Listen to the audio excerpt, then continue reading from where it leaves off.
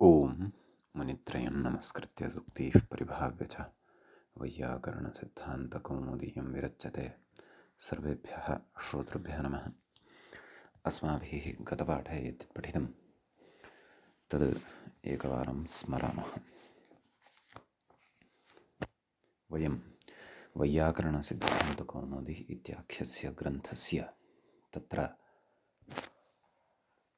तद्धितेषु मत्वर्थीयप्रकरणे भवामः। प्रकरणस्यास्य अस्माकं क्रमे तत्र 12 पाठः प्रवृत्तः। अस्मिन् 12 पाठे तत्र वयं सर्वादौ प्रज्ञाश्रद्धार्चाभ्योणः इति सूत्रस्य विशिष्टानि उदाहरणानि साधितवन्तः। अत्र च सैद्धान्तिकः यः विचारः सः अपि अस्माभिः कृतः। प्राज्ञो व्याकरणम् इति प्राज्ञः यथा पुल्लिङ्गे तद्वत् स्त्रीलिङ्गे अपि भवति प्राज्ञा इति। किञ्च श्राद्धः आर्चः इति अन्यदपि रूपद्वयं तत्र अस्माभिः पठितं। ततः वृत्तेश्च इति वार्तिकं किञ्चन अस्माभिः तत्र पठितं। वार्तः इति रूपं तत्र साधितं। वृत्तिः अस्मिन् वर्तते, अस्य वर्तते वा इत्यस्मिन् अर्थे। ततः अग्रे सूत्रं पठितं तपःसहस्राभ्यां वीनीनि इति। तत्र तपस् अपि च सहस्र इत्याभ्यां शब्दाभ्यां तत्र विनि अपि च इनि इति एतत् प्रत्ययद्वयं भवति इति अस्माभिः पठितं। किञ्च तत्र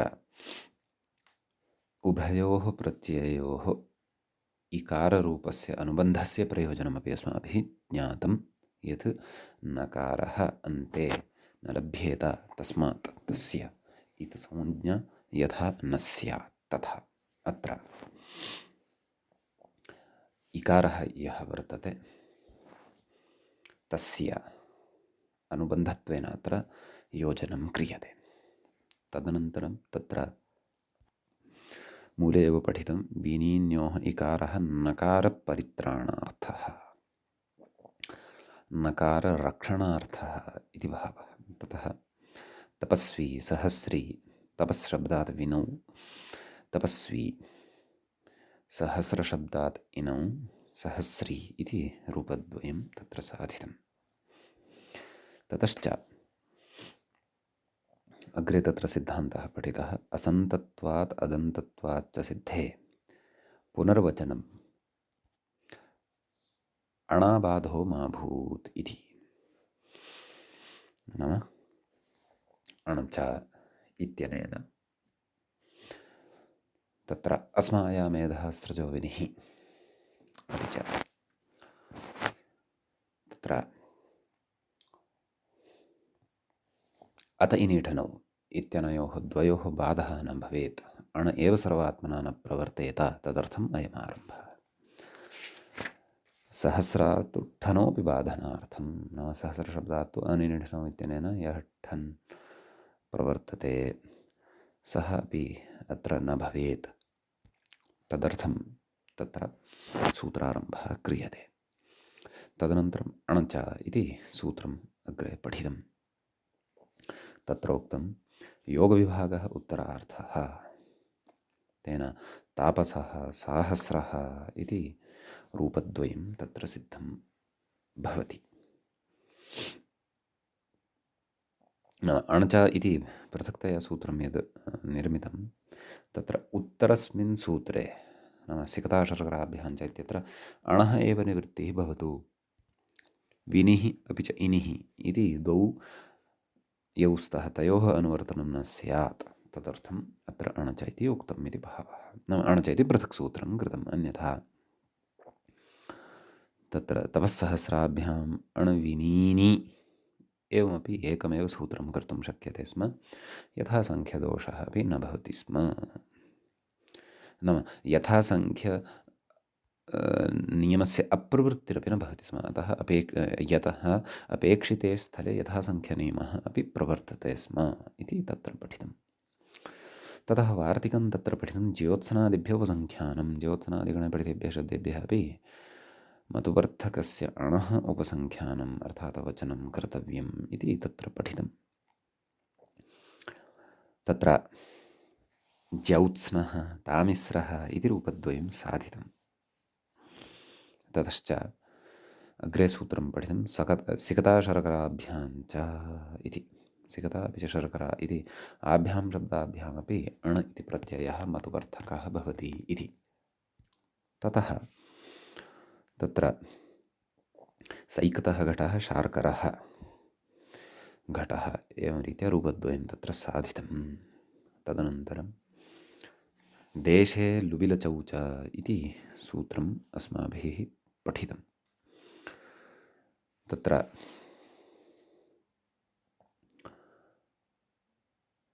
नाम देशः यदि विवक्षितः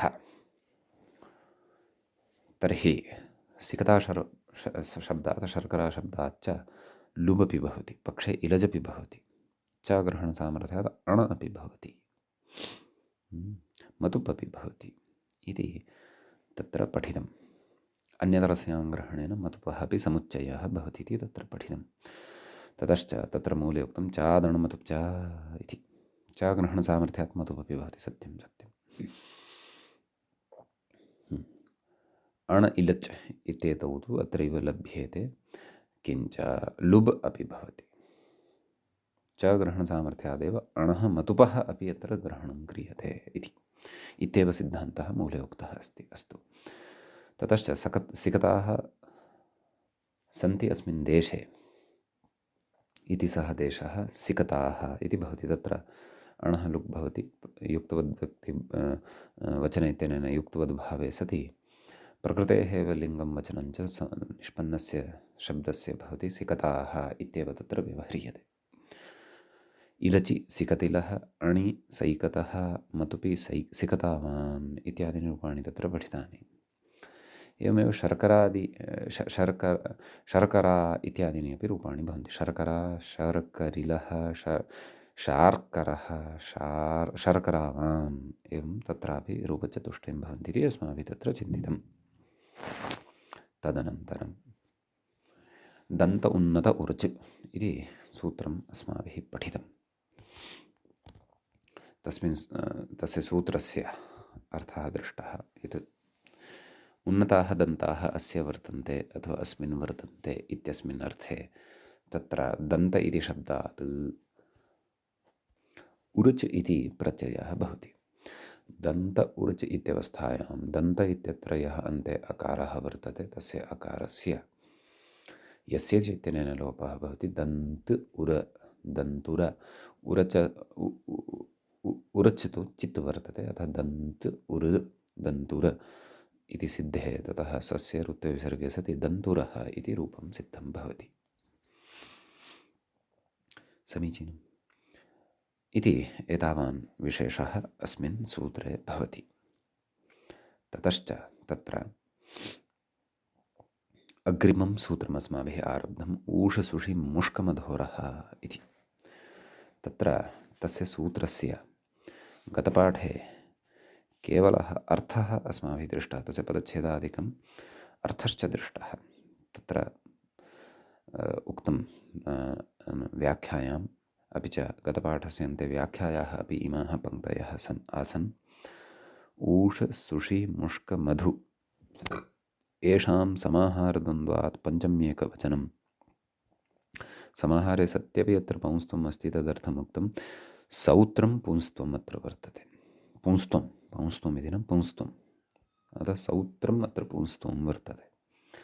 ततः तत्र अग्रे उक्तम् एभ्यः मत्वर्थे रप्रत्ययः स्यात् इत्यर्थः। नाम र इति प्रत्ययः भवति इति। समीचीनम् इति अस्य सूत्रस्य अर्थं यावत् अस्माभिः तत्र विमर्शः कृतः। अधुना तावत् तत्र अस्माभिः इतः अग्रे पठनीयम् अस्ति। एवञ्च तत्र प्रकरणस्यास्य अर्थात् मत्वर्थीयप्रकरणस्यास्य अस्माकं क्रमे 13 पाठः तत्र भवति आरब्धः अधुना। समीचीनं। तत्र उदाह्रियते अग्रे ऊषरः इति उच्यते। तर्हि कथं तत्र विग्रहः इति चेत् ऊषः अस्य वर्तते अथवा ऊषः अस्मिन् अस्ति इत्यस्मिन् अर्थे रप्रत्ययः मधुवर्थकः भवति। तर्हि ऊषः नाम कः तदग्रे कथयति ऊषः क्षारमृत्तिकाविशेषः अस्य अस्ति इति विग्रहः। क्षारमृत्तिका नाम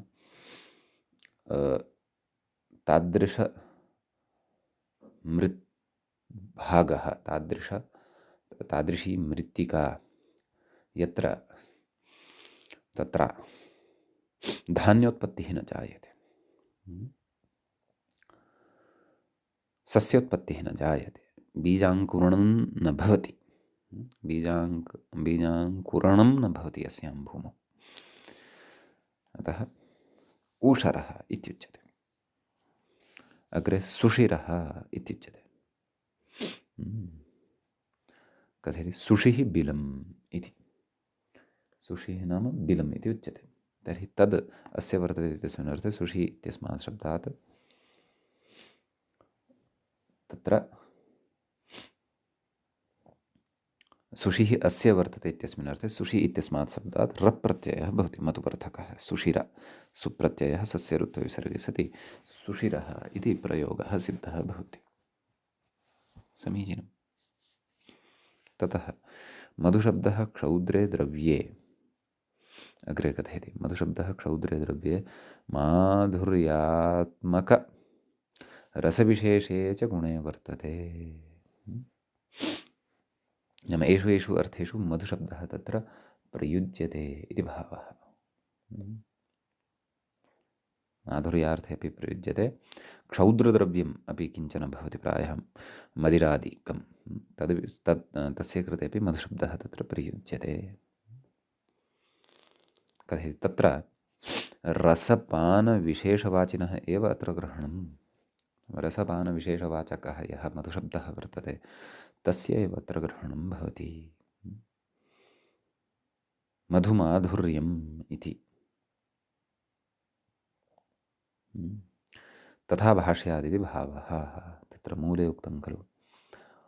मधुमाधुर्यं मधुरः मधु अस्य वर्तते अस्मिन् वर्तते वा इति मधुरः इति रप्रत्ययः तत्र भवति। नाम भाष्ये तथा उक्तं वर्तते इति। तत्र माधुर्यमेव अर्थः मधुशब्दस्य गृह्यते इति।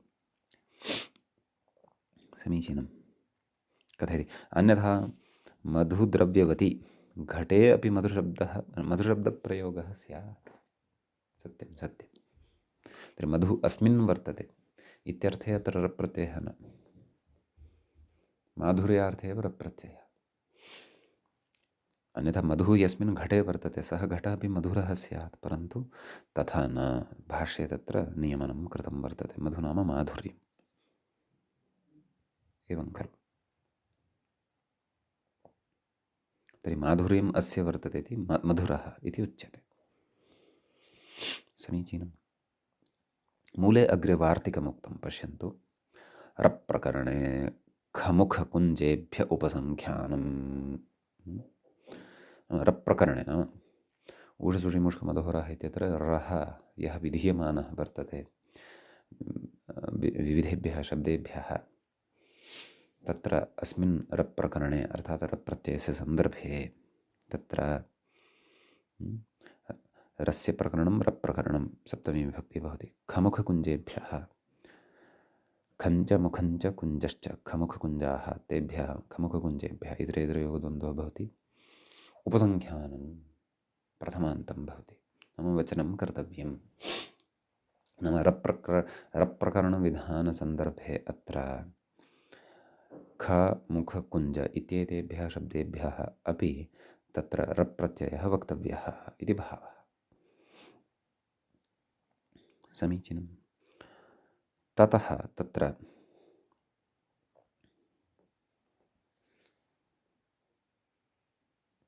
अग्रे कथयति।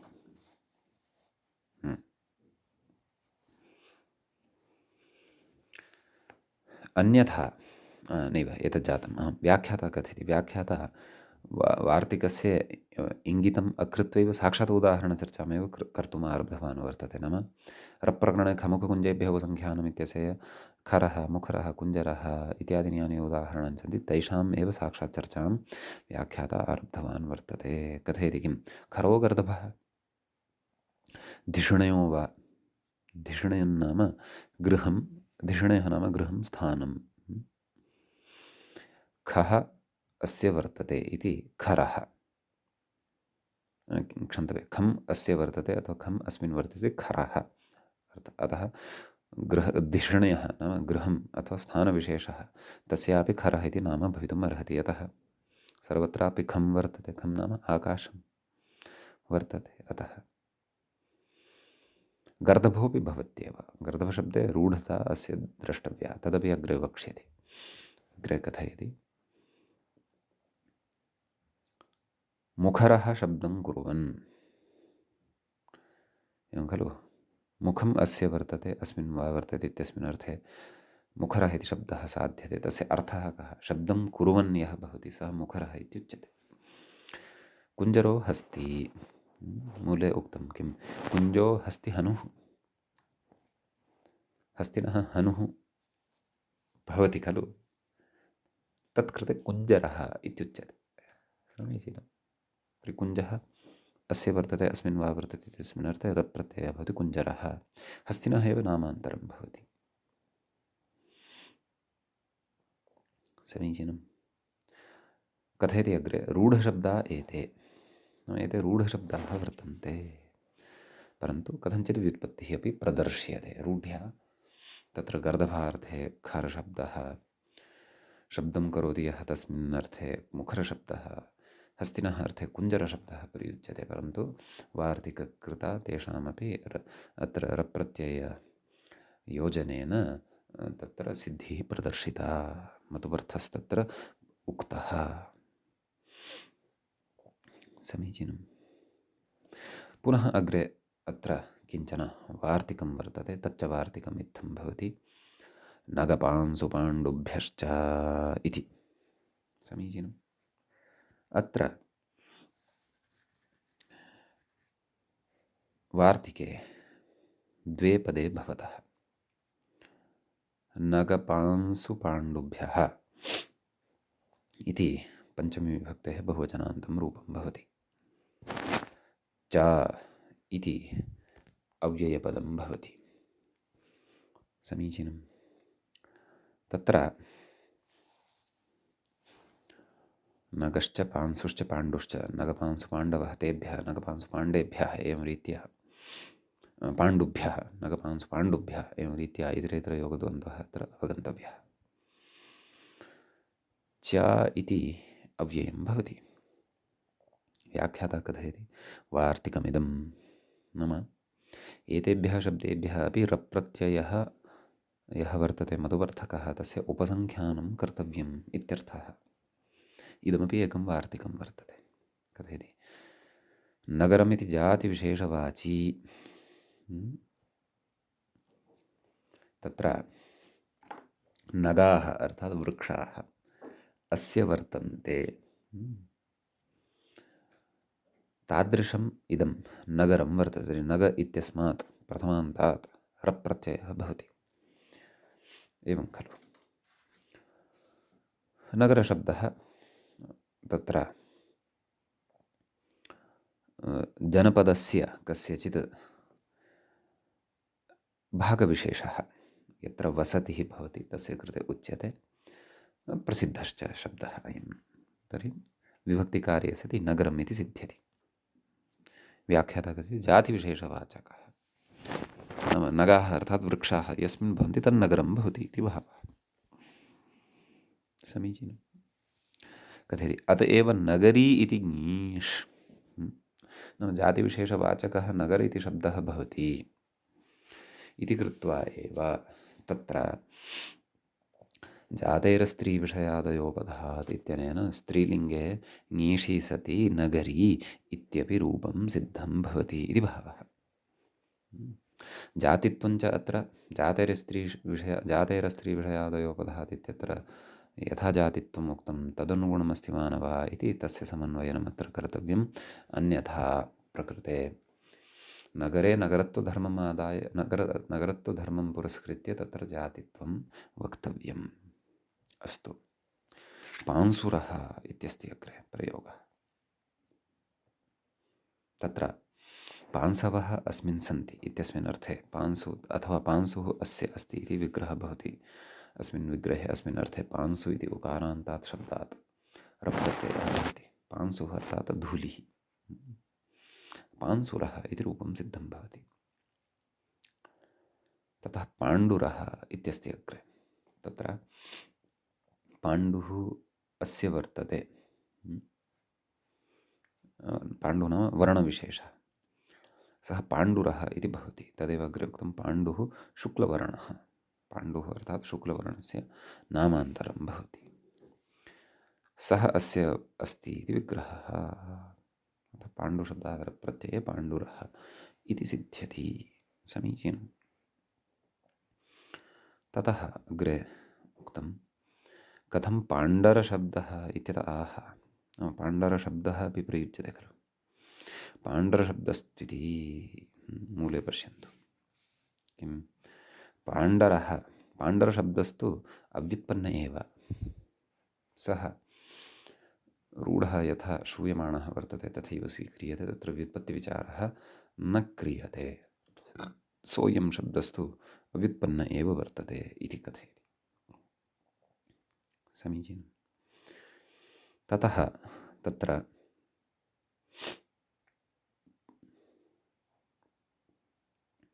तत्र कोशस्यापि उदाहरणं ददाति।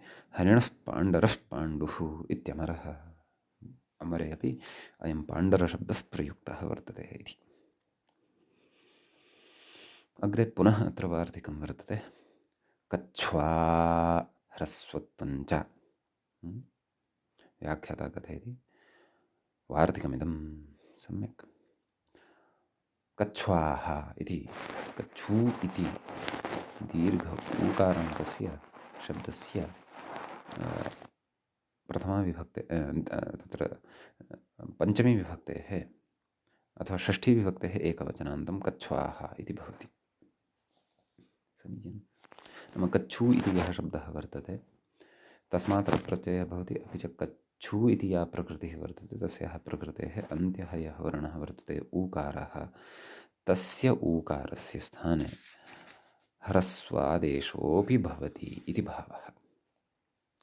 समीचीनं। कथयति, व्याख्याता कथयति वार्तिकमिदं, तदनन्तरं कथयति, कच्छूशब्दात् रप्रत्ययः। कच्छू इति शब्दः भवति, तस्मात् रप्रत्ययः भवति। प्रकृतेः ह्रस्वश्च अन्तादेशः इत्यर्थः। नाम अन्ते यः उ इति वर्तते तस्य स्थाने ह्रस्वः उकारः आगत्य तिष्ठति। अतः तत्र कच्छुरः इति रूपं तत्र सिद्धं भवति। कच्छूः इति तत्र तदेव कण्डूसम्बन्धः एव कश्चन शब्दः वर्तते। अतः कच्छुः अस्मिन् अथवा अस्यां वर्तते, रोगस्थितिविशेषः एव सः, तर्हि सः कच्छुरः इति भवति इति। तदेव व्याख्याता अग्रे कथयन् अस्ति, कच्छुरः शुणां रोगविशेषः। शुनकेषु जायते सः रोगविशेषः, कण्डूत्यादि सम्बद्धः। समीचीनम्। एतावान् विशेषः अस्मिन् सूत्रे भवति। इदानीं वयम् अग्रिमं सूत्रम् अत्र पठामः। अग्रे च सूत्रं वर्तते द्युद्रुभ्यां मः इति। तत्र द्युद्रुभ्याम् इति पञ्चम्यन्तं पदं भवति। पञ्चमी विभक्तेः द्विवचनान्तं भवति। तत्र द्युश्च दृश्च द्युद्रू ताभ्यां द्युद्रुभ्याम् इत्येवं पञ्चमी विभक्तेः द्विवचनान्तम् अत्र भवति। मः इति प्रथमान्तं भवति। समीचीनम्। अग्रिममेव साक्षात् इदं सूत्रं भवति इत्यपि वयं पश्यन्तः स्मः। प्रकृते तदस्यास्त्यस्मिन् इति मतुब् इत्यतः न इति सूत्रं तत्र मतुब्वर्जम् अनुवर्तते। प्रत्ययः परश्च ज्ञाप्रातिपदिकात् समर्थानां प्रथमाद् वा तद्धिताः इत्येतानि च अधिकारसूत्राणि अत्र लभ्यन्ते। व्याख्याता कथयति दिव उत् इति कृतोत्वस्य दिवशब्दस्य द्यु इति निर्देशः। दिव उत् इत्यनेन दिव इत्यत्र वकारस्य उकारादेशः वर्तते, ततः यण् भवति, ततः द्यु इति सिद्ध्यति। अतः एवं रीत्या सिद्धिं कृत्वा नाम उत् विधानानन्तरं द्युशब्दः यः सिद्धः भवति तस्य अत्र निर्देशं कृतवान् वर्तते। नाम द्युशब्दस्य मूलतः परिचयं कारितवान् व्याख्याता। अत्र मूलतः दिव इति भवति। कथयति दिवशब्दात्, दिव यः वकारान्तः शब्दः तस्मात्, दृशब्दाच्च दृ इति शब्दः यः वर्तते तस्माच्च मत् प्रत्ययः स्यादित्यर्थः। म इति प्रत्ययो भवति इति अर्थः तस्य। समीचीनं। तर्हि तत्र तदेव द्युमः इति रूपं साध्यते। तर्हि तदेव द्यौः यस् अस्य अस्ति इत्यस्मिन् अर्थे द्यु इति शब्दात् दिव इति भवति, तस्य उत्वं भवति, द्यु इति लभ्यते। अतः द्यु इत्यस्मात् मप् प्रत्ययः अत्र मतुवर्थकः भवति। द्युम सुप्रत्ययः सस्य ऋत्वे विसर्गे सति द्युमः इति रूपं सिद्धं भवति। प्रकाशेन युक्तः इत्यादयः अर्थाः तत्र भवन्ति।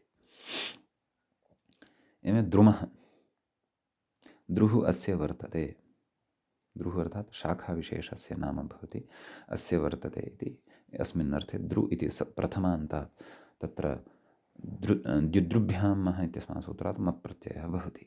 ततः द्रुम इत्यस्मात् सुप्रत्यये सति द्रुमः इति प्रयोगः सिद्धः भवति। तत्र उक्तं रूढशब्दौ एतौ, नाम एतौ रूढशब्दौ स्तः।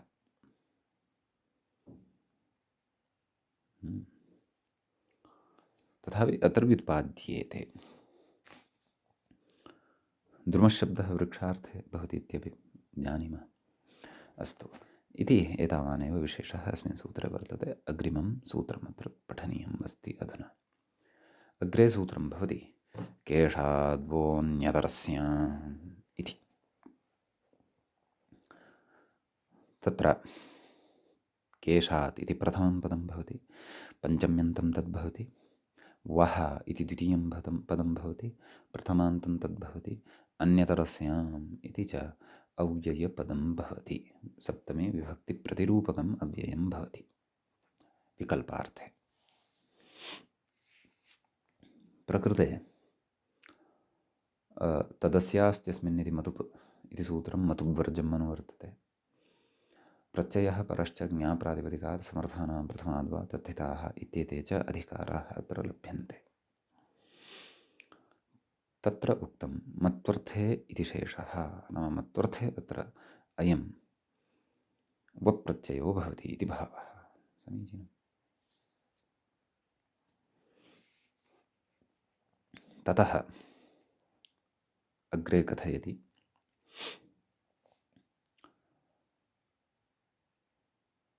नाम मत्वर्थे इति शेषः इति यदुक्तं तस्य पूर्णतया अर्थः कः, नाम केशशब्दात् वप्रत्ययः मत्वर्थे भवति, विकल्पेन भवति इति भावः पक्षे। अन्येपि प्रत्ययाः अत्र भविष्यन्ति, परन्तु अन्ये के, कथञ्च तेषां लाभो भवति इति अत्र उच्यमानं वर्तते। कथयति नन्विह अन्यतरस्यां ग्रहणं व्यर्थम्। एवं खलु, अन्यतरस्याम् इति ग्रहणं कुतः अत्र क्रियमाणं वर्तते? विकल्पेन खलु प्रत्ययः विधेयः। तादृशः विकल्पस्तु समर्थानां प्रथमाद्वा इत्यतः वा ग्रहणेन एव सिद्ध्यति खलु, पक्षे वाक्यमेव खलु साधनीयं। तदेव कथयति समर्थानाम् इति वा ग्रहणेन एव वाक्यस्य सिद्धत्वात्। एवं खलु। कथयति न च महाविभाषया, महाविभाषा नाम एषा एव भवति का समर्थानां प्रथमाद्वा इति। न च महाविभाषया अपवादेन मुक्ते औत्सर्गिकस्य अप्रवृत्तेः, नाम अपवादेन मुक्ते सति औत्सर्गिकस्य तत्र प्रवृत्तिः न भवति, औत्सर्गिकस्य अप्रवृत्तेः पारे मध्ये षष्ठ्या वा इत्यत्र उक्तत्वात्, अपवादेन मुक्ते उत्सर्गः न प्रवर्तते इति खलु उच्यते, उक्तत्वात् इह मतुपः अप्रवृत्त्यापत्तौ, नाम मतुपः अप्रवृत्तिः भवति इति आपत्तौ इति प्राप्तौ तत्प्रवृत्त्यर्थं, नाम मतुपः प्रवृत्त्यर्थम् अन्यतरस्यां ग्रहणम् इति वाच्यं, नाम अन्यतरस्याम् इत्यस्य ग्रहणं कृतं वर्तते इति वाच्यम् इति न वक्तव्यं। कुतः कथयति प्राणिस्थादिति सूत्रात्, पूर्वं सूत्रं पठितं खलु अस्माभिः, प्राणिस्थादातोलजन्यतरस्याम्, अन्यतरस्यां ग्रहणस्य समुच्चयार्थकस्य, नाम तत्र अन्यतरस्याम् इति ग्रहणं क्रियते, तच्च समुच्चयार्थकः तत्र प्रयोगः अथवा समुच्चयार्थकं तत्पदं भवति। अन्यतरस्यां ग्रहणस्य समुच्चयार्थकस्य अनुवृत्त्या एव, नाम तस्य अनुवृत्त्या एव तत्सिद्धेरित्यतः, नाम मतुप् न प्रवर्तते, मतुप् ग्राह्यः, सः मतुप् तु प्राणिस्थादातु इत्यस्मात् अन्यतरस्याम् इति स्वीकुर्मः, सः समुच्चयार्थकः वर्तते, तेनैव मतुपः अपि समुच्चयः अत्र भविष्यति, एवं खलु इत्यतः प्रकृतेनेति मूले पश्यन्तु, प्रकृतेन अन्यतरस्यां ग्रहणेन मतुपि सिद्धे पुनर्ग्रहणम् इनिठनोः समावेशार्थं पुनः अन्यतरस्याम् अत्र ग्रहणं कृतं, तत् कुतः अग्रे इनिः यः वक्ष्यते ठन् इति च यः वक्ष्यते तौ अपि अत्र केशशब्दात् भवेतां, तदर्थं पृथक्तया अन्यतरस्यां ग्रहणमत्र कृतं वर्तते इति भावः। समीचीनम्। इनिठनोरिति अग्रे कथिति व्याख्याता, इनिठनोरपि इत्यर्थः अन्यथा सिद्धादिभ्यश्च इत्यत्र इव मतुबेव समुच्चीयेत, तत्रापि अन्यतरस्यां ग्रहणेन तत्र अनुवर्तनेन मतुबः समुच्चयः कृतः खलु, न त्विनिठनं परन्तु इनिठनोः समुच्चयस्तु न स्यात् इति भावः, इति कथनस्य अभिप्रायः इति भावः। समीचीनं। कथयति तथा च वप्रत्यये इनिठनोर्मतुपि च चत्वारि रूपाणि इह सिद्ध्यन्ति। वप्रत्ययः भवति, इनिः प्रत्ययः भवति, ठन् प्रत्ययः भवति, मतुप्रत्ययश्च अत्र भवति, अतः रूपचातुर्विध्यम् अत्र अस्माभिः प्राप्स्यते। केशव इत्यादि मूले पश्यन्तु, केशवः, केशाः अस्मिन् वर्तन्ते अथवा अस्य सन्ति इत्यस्मिन् अर्थे केशशब्दात् वप्रत्यये, केश इति प्रथमान्तात् वप्रत्यये केशवः इति प्रयोगः सिद्धः भवति। समीचीनं। ततः केशी, केशी इत्यत्रापि तत्र केशी इत्यत्र इनि प्रत्ययः भवति, केशिन्, केश इन्, इनि इत्यत्र इकारः उच्चारण तत्र इति संज्ञकः भवति, केश इन्, केश इत्यत्र अकारस्य यस्य चैतन्येन लोपः भवति, केश इन् केशिन्, ततः सुप्रत्यये सति केशी इति रूपं सिद्धं भवति। ततः कैशिकः इति भवति, तत्र केशशब्दात् ठन् भवति, ठनि सति तस्य इकादेशः भवति, पुनः यस्य चैतन्येन अकारे लुप्ते केशिकः इति रूपं सिद्धं भवति। ततश्च केशवान्, मतुपि सति केशवान् इति रूपं भवति, मतुपः मकारस्य मादुपधायाश्च मतोर्वव्यवादिभ्यः इत्यनेन वत्वं भवति, अतः केशवान् इति रूपं तत्र सिद्धं भवति। समीचीनम्। अग्रे कथयति अन्येभ्योपदृश्यते इत्यस्ति। व्याख्याता कथयति वार्तिकमिदम् अन्येभ्यः इति पञ्चम्यन्तं दृश्यते इति क्रियापदं वर्तते तत्र, एवं खलु। तत्सूत्रम् अग्रे पठिष्यते कृत्सु क्वचित्। वार्तिकमिदं कथयति केशात् अन्येभ्योऽपि मत्वर्थे वः दृश्यते इत्यर्थः, नाम केश इत्यस्मात् शब्दात् क्षन्तव्यः, इदं सूत्रं न वार्तिकम् अस्ति, वार्तिकम् अस्ति, सत्यं सत्यं। तर्हि कृत्सु सम्बन्धः नास्ति। मया अहं ब्रह्मं प्राप्तवान्, इदमपि सूत्रम् अस्ति। एतादृशं सूत्रमपि अस्ति, परन्तु तस्य भिन्नप्रकरणे भिन्नार्थः। इदं तु वार्तिकमेव वर्तते। नाम केशशब्दादेव वप्रत्ययः इति न, अन्येपि केचन शब्दाः वर्तन्ते, तेभ्योऽपि वप्रत्ययः दृश्यते इति भावः। किमुक्तं केशाद् अन्येभ्यः अपि मत्वर्थे वः दृश्यते इत्यर्थः, वप्रत्ययः दृश्यते इति अस्य अर्थः वर्तते इति भावः। सम्यक्। तर्हि किं साध्यते तत्र? मणिवो नागविशेषः, हिरण्यवो निधिविशेषः इति। मणिः अस्मिन् वर्तते अथवा अस्य वर्तते इति मणिवः। कः? नागः, नागविशेषः नाम सर्पविशेषः। ततश्च हिरण्यवो निधिविशेषः नाम निधिः नाम तत्र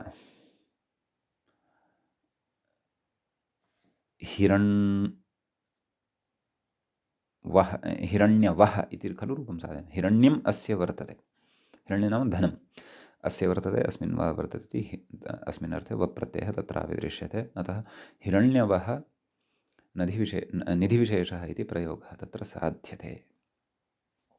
समीचीनम् इति अस्मिन् वार्तिके विशेषः भवति। अत्र इतोपि एकं वार्तिकं पठ्यते, तच्च वार्तिकम् एवं भवति। अरणसोलोपश्च इति। तत्र अर्णस् इति कश्चन शब्दः वर्तते। तस्मात् शब्दादपि मधुवर्थे वप्रत्ययः वक्तव्यः। किञ्च तत्र अन्त्यः यः सकारः वर्तते तस्य लोपः अपि वक्तव्यः। तदेव व्याख्याता कथयन् अस्ति। वार्तिकमिदं वार्तिके त्रीणि पदानि भवन्ति। अनणसः लोपः च। अनणसः इति पञ्चम्यन्तं भवति, अर्थान्तरस्वीकारे षष्ठ्यन्तमपि भवति। कथयति अग्रे। अनणसः वप्रत्ययः नाम अनणस इत्यस्मात् वप्रत्ययः वक्तव्यः। प्रकृतेः सकारस्य नाम अनणसः यः सकारः वर्तते तस्य नाम अनणस् इति या प्रकृतिः वर्तते तस्याः अन्ते यः सवर्णः वर्तते तस्य सकारस्य लोपः च, तस्य लोपः अपि भवति इत्यर्थः। समीचीनम्। प्रयोगः तत्र सिद्ध्यति अर्णवः इति। कथयति अर्णः जलं नपुंसकलिङ्गे भवति। अर्णस् शब्दः तत्र भवति। अर्णः, अर्णसि, अर्णांसि। अर्णः जलं तत्प्रभूतम् अस्मिन् अस्ति इति विग्रहः। अर्णवः इति रूपं सिद्धं भवति। कथयति इदं तु वार्तिकं भाष्ये न दृश्यते। भाष्ये इदं वार्तिकं न दृश्यते, प्रायः काशिकादिषु स्यात्।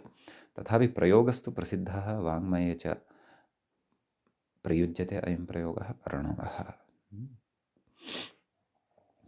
समीचीनम् इति अयं विशेषः अस्मिन् वार्तिके भवति। अर्णवः नाम समुद्रः इति उच्यते, अथवा यस्मिन् कस्मिन्नपि तत्र जलं भवति तत् अर्णवः इति वक्तुं शक्यते। परन्तु समुद्रार्थे विशेषेण अयं शब्दः प्रसिद्धः। एतावान् विशेषः अस्मिन् वार्तिके भवति। अग्रिमं वार्तिकम् अत्र भवति एवं, नैव, अग्रे सूत्रं भवति, तद् अस्ति एवं। गाण्ड्यजगात् समुज्ञायाम् इति। तत्र सूत्रस्य वयं पदपरिचयमादौ प्राप्नुमः। तत्र गाण्ड्यजगात् इति पञ्चम्यन्तं भवति, पञ्चमीविभक्तेः एकवचनान्तं भवति। समुज्ञायाम् इति सप्तम्यन्तं भवति, सप्तमीविभक्तेः एकवचने भवति। समीचीनम्। तत्र विग्रहः नाम समासविग्रहः द्रष्टव्यः। गाण्ड्यजगात् इत्यत्र समासो वर्तते। गाण्डिश्च गाण्डी च, तयोः एकशेषः अत्र उच्यते, तद् वक्ष्यते अग्रे। तदेव व्याख्याता कथयन् अस्ति। गाण्डजगात् समुज्ञायां ह्रस्वदीर्घयोरिति मूले उक्तं खलु, किं पश्यन्तु। ह्रस्वदीर्घयोर्यणातन्त्रेण निर्देशः, मूले पश्यन्तु। कोऽर्थः? अर्थात गाण्डि शब्दस्य गाण्डी शब्दस्य च कृतयणोः गाण्ड्य इति युगपन्निर्देशः इति। नाम तत्र वस्तुतः गाण्डी अजग इति वर्तते। तत्र गाण्डी अजग इत्यत्र इकारस्य यण् अस्ति। तर्हि तत्र ह्रस्वस्य एव इकारस्य यण् अस्ति इति कथम् उच्यते? दीर्घस्यापि ईकारस्य यण् तत्र भवितुम् अर्हति खलु। अतः तत्र उच्यते अत्र उभयविधः अपि इकारः वर्तते, अर्थात् उभयविधः अपि शब्दः वर्तते। गाण्डी इत्यपि वर्तते तत्र, गाण्डी इत्यपि वर्तते तत्र। नाम ह्रस्वः इकारः अपि तत्र यणं प्राप्तवान् वर्तते, दीर्घः ईकारः अपि तत्र यणं प्राप्तवान् वर्तते। अतः तदर्थं मूले अत्र उक्तं ह्रस्वदीर्घयण तन्त्रेण निर्देशः। नाम एतादृशतन्त्रेण, नाम विशिष्टया व्यवस्थया अथवा विशिष्टव्याख्यानं पुरस्कृत्य अत्र एवं रीत्या गाण्ड्य इति कृतयणः निर्देशः यः कृतः वर्तते, तत्र ह्रस्व इकारः अपि वर्तते गाण्डी इत्यत्र, दीर्घः ईकारः अपि वर्तते गाण्डी इति। अग्रे व्याख्याता कथयति ख्यत्यात् परस्य इत्यत्र खितिशब्दयोः खीतिशब्दयोश्च यथा इत्यर्थः। ख्यत्यात् परस्य इत्यत्र अस्माभिः पठितं खलु शब्दाधिकारे, अतः शब्दाधिकारे यथा पठितं तद्वद् अत्रापि भवति इति भावः। समीचीनम्। अतः तदेव गाण्डिश्च गाण्डी तयोः अत्र एकशेषः विधीयते। समीचीनं। गाण्डी निपातनात् तत्र समासः वक्तव्यः, नाम एकशेषव्यवस्था तत्र निपातनात् अवगन्तव्या। तर्हि गाण्डी च अजगश्च गाण्ड्यजगम्। समीचीनं। तत्र गाण्डी इत्यत्र गाण्डी इत्यपि वर्तते, गाण्डी इति तु अस्ति एव। गाण्ड्यजगम्, तस्मात् गाण्ड्यजगात् समाहारद्वन्द्वः अत्र आश्रीयते। यतः त्रिविधाः शब्दाः अत्र विवक्षिताः, गाण्डी, गाण्डी अपि च अजग इति। संज्ञायाम् इति सप्तम्यन्तं भवति इत्युक्तमेव। केशाद्वोऽन्यत्रस्याम् इत्यस्मात् सूत्रात् वः इत्यनुवर्तते, तदस्यास्त्यस्मिन् इति मतुब् इति सूत्रं मतुब्वर्जम् इत्यनुवर्तते। ततश्च प्रत्ययः परश्च ज्ञाप्रातिपदिकाः समर्थानां प्रथमाद्वा तद्धिताः इत्येते च अधिकाराः अत्र लभ्यन्ते। ततः व्याख्याता कथयति, पश्यन्तु। ततश्च गाण्डिशब्दात् गाण्डीशब्दात् अजगशब्दाच्च त्रयः शब्दाः अत्र गृहीताः। मत्वर्थे वप्रत्ययः स्यादित्यर्थः, वप्रत्ययः भवति इति कथयति। रूढशब्दत्वात् इह न मतुप् समुच्चयः, नाम रूढः इति शब्दाः ये साध्यिष्यन्ते अस्माभिः अधुना यत्र प्रकृतिप्रत्ययविभागः द्रक्ष्यते, अतः तत्र वप्रत्यये एव भवति। तत्र रूढः इमे शब्दाः इति कृत्वा मतुप् प्रत्ययस्य तत्र समुच्चयो न भवति इति तत्र पठिष्यते। समीचीनम् इति तत्र प्रतिपाद्यते। समीचीनं। मूले उक्तं गाण्डिवं, गाण्डीवम् अर्जुनस्य धनुः इति पद्वयं तत्र साधितं। गाण्डिः अर्थात् ग्रन्थिः इत्यस्मिन् अर्थे इकारान्तः शब्दः कश्चन प्रयुज्यते। समीचीनं। तर्हि गाण्डी इति ग्रन्थिविशेषः यस्मिन् वर्तते तादृशम् इदं गाण्डिवं भवति। गाण्डी इत्यस्मात् वप्रत्ययः सति गाण्डिवम् इति तत्र रूपं सिद्धं भवति। गाण्डिव इति शब्दः वप्रत्यये सिद्धः भवति, ततः सुप्रत्यये सति विभक्तिकार्यादिकं कृत्वा गाण्डिवम् इति रूपं सिद्धं भवति। संज्ञा गम्यमाना अस्ति अतः। समीचीनं। तर्हि तत्र गाण्डी इति ईकारान्तात् अपि तत्र प्रत्ययः भवति। एवं खलु। अतः दीर्घहन्तः यत्र गाण्डी इति शब्दः ईकारान्तः स्वीकृतः तत्रापि वप्रत्ययः अत्र भवति। अतः गाण्डी वा सुप्रत्ययः, तस्य अमादेशः गाण्डीवम् इति पूर्ववत् प्रयोगः अत्र सिद्धः भवति। समीचीनं।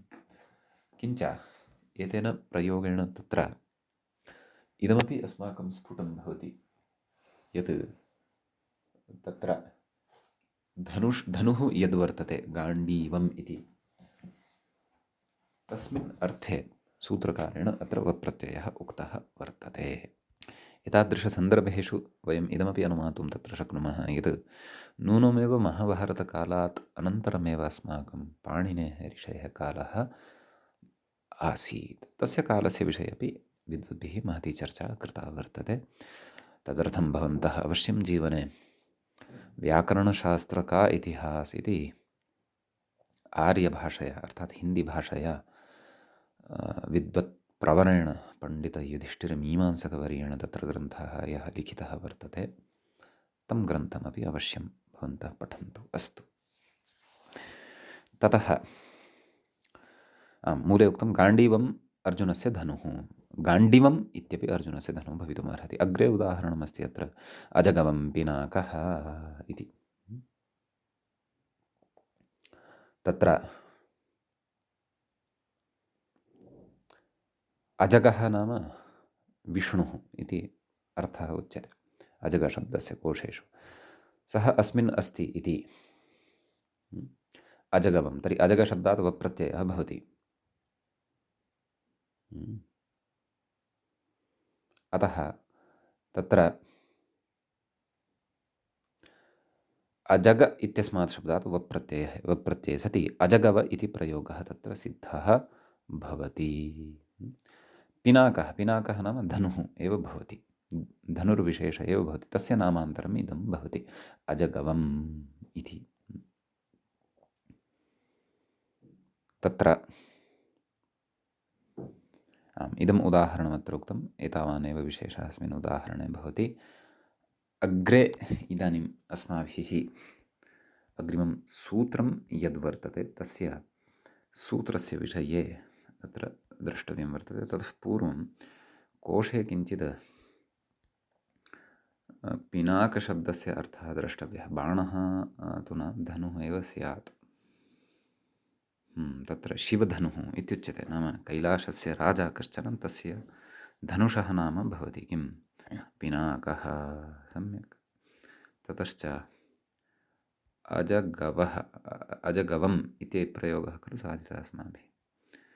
पिनाकः इत्येव, नाम पिनाक इत्यस्यैव नामान्तरं भवति पिनाक, नाम तदेव शिवस्य धनुषः एव नाम अजगवम् इति भवति। यथा अर्जुनस्य धनुषः नाम गाण्डीवम् इति वा, तद्वत् अजगवम् इति शिवस्य धनुषः नाम भवति इति भावः। अस्तु, भवतु नाम। अग्रिमं सूत्रम् अधुना वयं पश्यामः। अत्र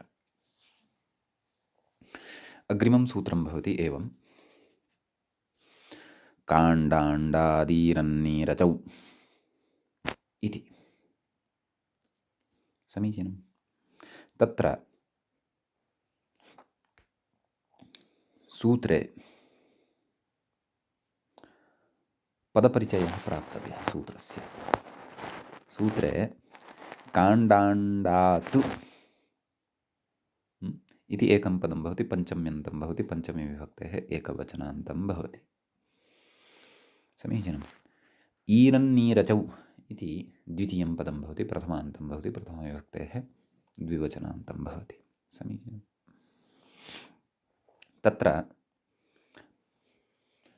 प्रथमस्य विग्रहं पश्यामः, प्रथमस्य पदस्य इत्यर्थः। काण्डञ्च अण्डञ्च, काण्डाण्डं समाहारः अत्र आश्रीयते, तस्मात् काण्डाण्डात् एवं रीत्या विग्रहः ज्ञातव्यः। ततः ईरन् च ईरच् च ईरन्नीरचौ। समीचीनम्। अत्र इतरेतरयोगद्वन्द्वः भवति। तदस्यास्त्यस्मिन् इति मतुः इत्यस्मात् सूत्रात् इति सूत्रं मतुवर्जमनु वर्तते। प्रत्ययः परश्च ज्ञाप्रातिपदिकात् समर्थानां प्रथमाद् वा तद्धिताः इत्येते च अधिकाराः अत्र लभ्यन्ते। ततः यथासङ्ख्यमनुदेशः समानाम्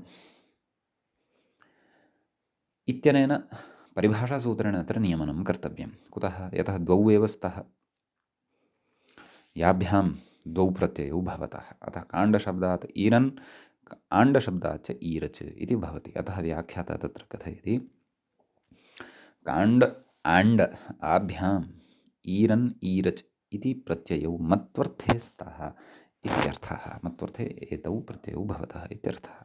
समीचीनं। तर्हि तत्र प्रथमं रूपं साध्यते काण्डीरः मूले। काण्डम् अस्य अस्ति इत्यस्मिन् अर्थे बाणादिषु अर्थेषु काण्डशब्दः प्रयुज्यते। अस्मिन् अस्ति इत्यस्मिन् अर्थे तत्र ईरन् इति प्रत्ययः भवति। यद्यपि ईरन् ईरच उभयोः द्वयोः अपि ईर इत्येव अवशिष्यते, परन्तु नित्करणेन चित्करणेन तत्र प्रत्ययस्वरभेदविशेषः भवति। समीचीनं। तर्हि ईरणी नाम ईरन् इति प्रत्यये सति तत्र काण्ड इत्यत्र डकारोत्तरवर्तीयः अकारः वर्तते, तस्य लोपः भवति। काण्ड ईर काण्डीर, ततः सुप्रत्ययः सस्यरुत्वे विसर्गे सति काण्डीरः इति प्रयोगः सिद्धः भवति। एवमेव आण्डीरः इति अस्ति अग्रे। तत्र आण्ड इत्यस्मात् ईरच् इति प्रत्ययः, तस्य ईर इति अवशिष्यते, यस्य चैत्यनेन अलोपः भवति। आण्डीरः इति प्रयोगः सिद्धः भवति। अण्डम् अस्य वर्तते इति आण्डीरः इति विग्रहः तत्र भवति। समीचीनं।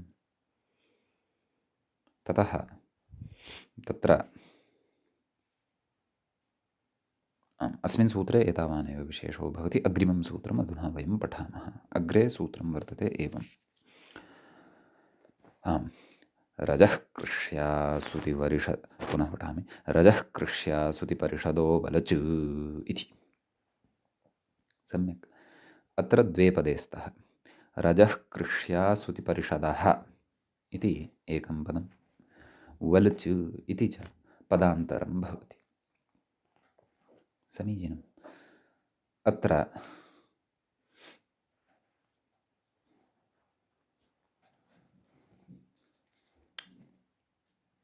प्रथमस्य पदस्य विग्रहः अस्माभिः ज्ञेयः। रजश्च कृषिश्च आसुतिश्च परिषत् च। रजः कृष्यासुतिपरिषत् समाहारद्वन्द्वः अत्र आश्रीयते। तस्मात् रजः कृष्यासुतिपरिषदः पञ्चमीं विभक्तेः एकवचनान्तम् इदं भवति इत्युक्तमेव। वलच् इति प्रथमान्तं भवति। समीचीनं। ततः तदस्यास्त्यस्मिन् इति मतु इत्यस्मात् सूत्रात् इति सूत्रं मतुवर्जम् अत्र अनुवर्तते। प्रत्ययः परश्च ज्ञाप्रातिपदिकात् समर्थानां प्रथमाद्वा तद्धिताः एते च अधिकाराः अत्र लभ्यन्ते। कः सूत्रार्थः व्याख्याता कथयति। रजस् कृषि आसुति परिषद् एभ्यः मत्वर्थे वलत् स्यादित्यर्थः। नाम एभ्यः मत्वर्थे तत्र वलच् इति प्रत्ययो भवति इति भावः। समीचीनं। तत्र तदेव रजः प्रथमं रूपं तत्र मूले दत्तं, रजस्वला स्त्री इति। तर्हि कथं विग्रहः। रजः अस्याः अस्ति अथवा अस्यां वर्तते इत्यस्मिन् अर्थे रजस् इत्यस्मात् सूत्रात् वलच् इति प्रत्ययः भवति। स वल इति अवशिष्यते। ऋतुमती स्त्री या भवति सा रजस्वला इत्युच्यते। नाम तत्र मासिककालचक्रविशेषे शरीरात् रजोविशेषस्य निर्गमनसमयः, तं समयम् अथवा तादृशरजसः स्थितिं या प्राप्तवती वर्तते, रजस्रावस्थितिं या प्राप्तवती भवति स्त्री, सा रजस्वला इत्युच्यते। रजस् इत्यस्मात् शब्दात् वलचि सति रजस्वला इति भवति। रजस् इत्यस्य सकारः यः वर्तते तत् ऋत्वादिकं न प्राप्नोति, यतः तसौ मत्वर्थे इत्यनेन भत्वं तत्र भवति। मत्वर्थे प्रत्यये परतः तकारः तकारान्तः सकारान्तश्च यः भवति तस्य भसंज्ञा भवति। अतः रजसशब्दात् वलच् प्रत्यये वलचः वल अवशिष्यते, चित् अयं प्रत्ययः भवति। रजस्वल स्त्री एव एतादृशस्थितिं प्राप्नोति, अतः टापि सति अत्र रजस्वला इति रूपं सिद्धं भवति। रजस्वला स्त्री इति। समीचीनम्। अग्रे कृषि इति शब्दः वर्तते, तस्य उदाहरणं मूले दत्तं कृषिवलः इति।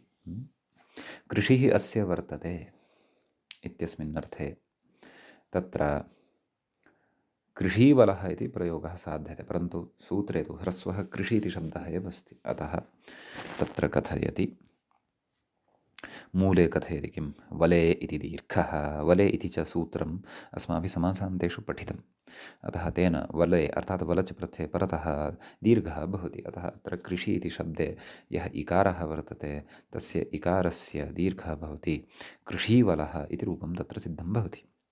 समीचीनम्। अग्रे व्याख्याता कथयति आसूतिवल इति। मूले उदाहरणं दत्तम्, आसूतीवलः, आसूतिवलः इति न, आसूतीवलः, आसुतिवलः, क्षन्तव्यः, पुनः वदामि, आसुतीवलः शौण्डिकः इति। व्याख्याता कथयति ष्वञ् अभिषवे, नाम आसुति इत्यस्य अर्थं कथयति। ष्वञ् अभिषवे तत्र नाम अयं कश्चन धातुः वर्तते, तत्र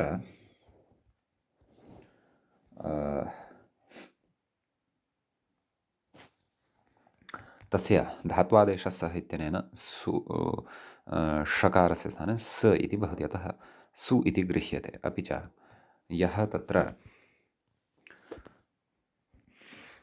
ञकारः वर्तते सः अनुबन्धः वर्तते, तस्य इतसंज्ञाकारणात् लोपः भवति। कथयति ष्वञ् अभिषवे, अभिषवः नाम तत्र यज्ञः अथवा स्नानम् इति एतादृशाः अर्थाः तस्य वर्तन्ते।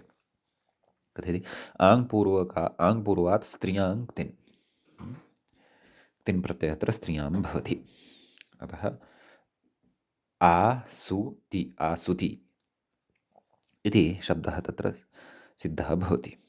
कथयति वले इति दीर्घः, नाम तदेव आसुति इत्यस्मात् शब्दात् वलच् प्रत्ययः भवति, वलचः वल इति अवशिष्यते। आसुति इत्यत्र अन्ते च यः वर्तते इकारः, तस्य इकारस्य दीर्घो भवति, अतः आसुती वलः इति प्रयोगः तत्र सिद्धः भवति। समीचीनम्। ततः अत्र